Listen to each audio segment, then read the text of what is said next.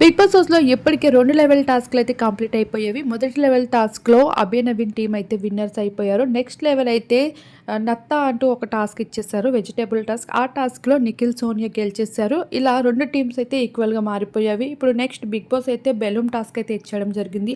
ఈ టాస్క్‌లో నిఖిల్‌తో అభయ్, నవీన్ అయితే పార్టిసిపేట్ చేస్తూ వచ్చేసారు.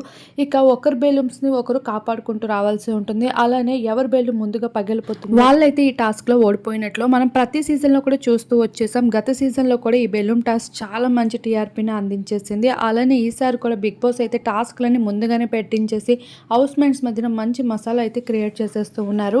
అయితే అభి, నవీన్ కూడా చాలా యాక్టివ్‌గా అయితే పార్టిసిపేట్ చేశారు. నిఖిల్ కూడా చేయడం జరిగింది. కానీ ఫైనల్‌గా అయితే నిఖిల్‌ని ఓడించడం మాత్రం నవీన్ సాధ్యం కాలేకపోయింది. ఇలా బెలూన్ టాస్క్‌లో నిఖిల్ అయితే పైచేయి సాధించేశాడు. అలా ప్రెజెంట్ నిఖిల్ టీమ్‌కి 2 పాయింట్స్ అయితే ఎక్స్ట్రా అయితే వచ్చేసాయి. అభి, నవీన్ టీమ్‌తో పోల్చుకున్నట్లు అయితే.